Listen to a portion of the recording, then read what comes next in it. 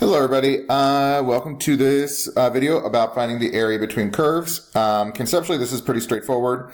We are going to be looking at problems where we are trying to find the area enclosed between two functions.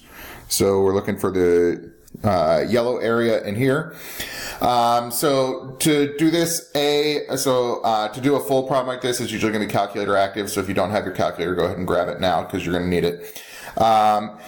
Okay, so the first thing we want to do is set up our integrand, so what we're trying to integrate. So if you notice, we are integrating the distance between these two curves as we move from left to right.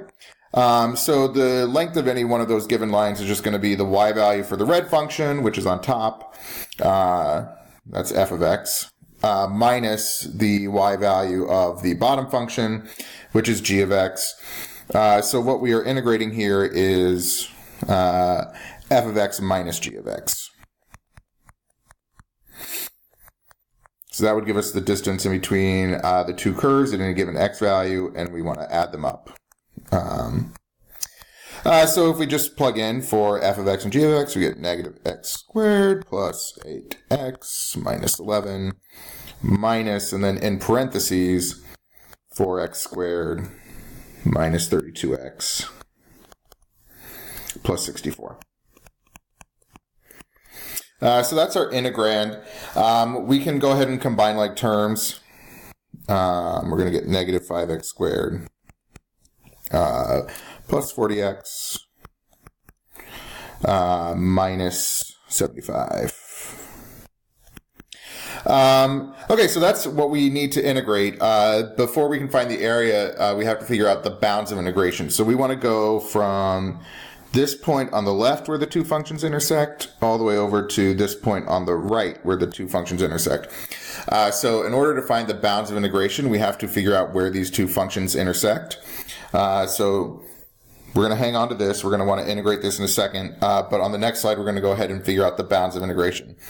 So in order to do that, we're going to set the two equations equal to each other.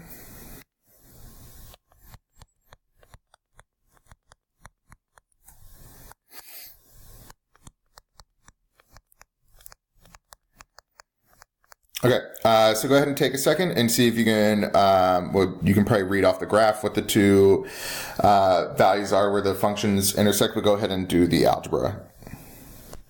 Okay, so here's where I solve for the bounds of integration. I just set the two functions equal to each other because you know their y values are equal when they intersect. Brought everything over to one side. I noticed that all these terms are divisible by 5, so I divided everything through by 5. Then I factored, and I got that the x values where these two functions intersect is at x equals 3 and x equals 5.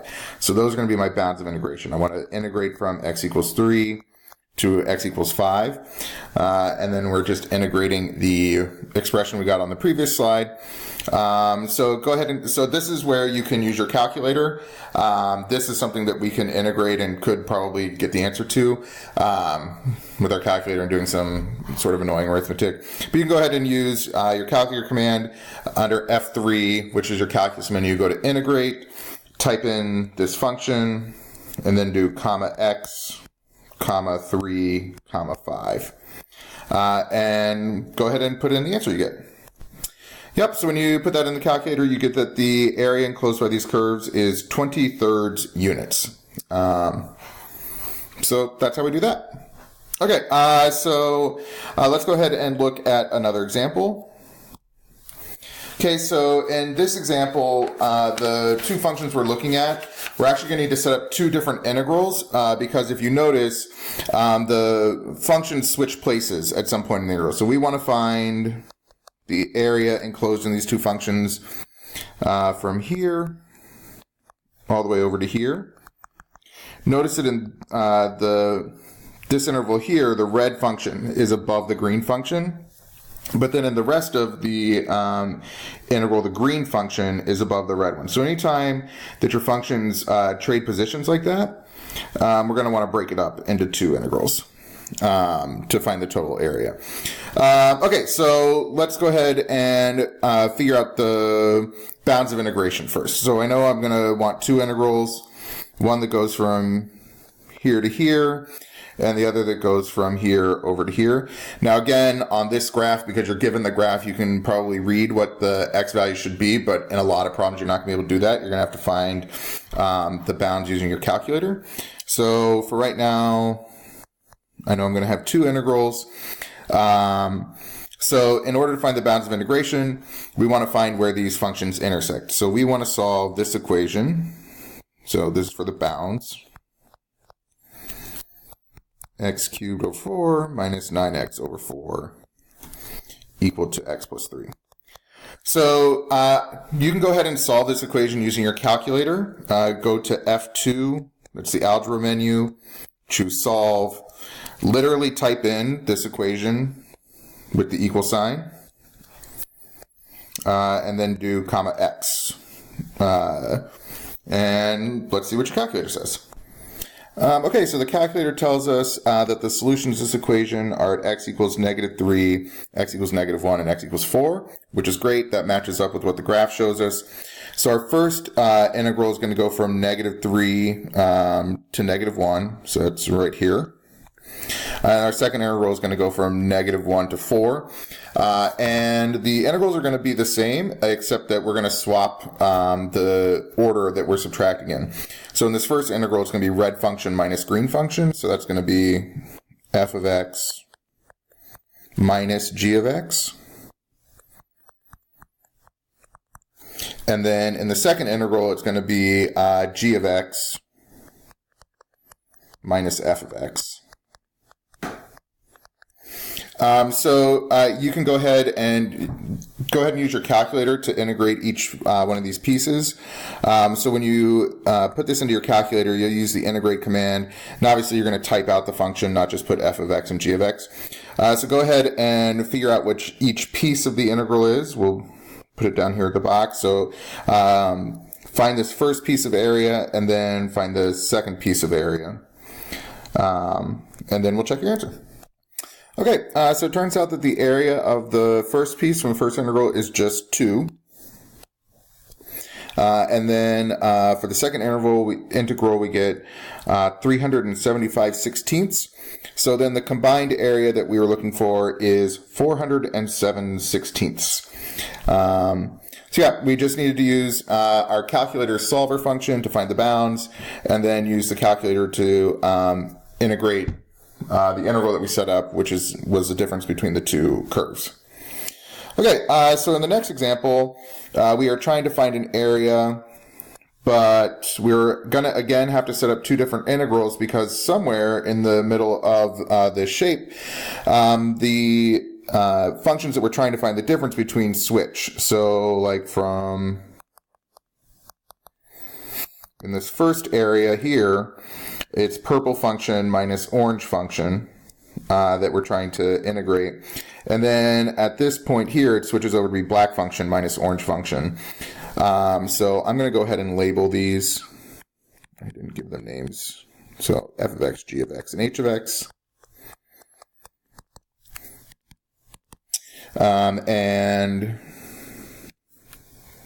this is the orange function. And then g of x, I believe, is the purple function. And then this is the black function. So we are trying to set up two integrals. The first integral is going to be g of x minus f of x dx. And then the second integral is going to be, well, I'll let you put it in play posit, but h of x minus, still the orange function, f of x. And so then the last thing we need to do before we can put in the calculator is just figure out these bounds of integration. So again, you're going to use your calculator solver function. This time you're going to have to solve twice. You need to figure out where does f of x, where does the orange function, equal the purple function. So where does f of x equal g of x? That's going to give you this x value and the middle x value.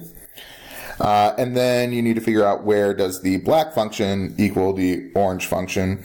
So you need to figure out where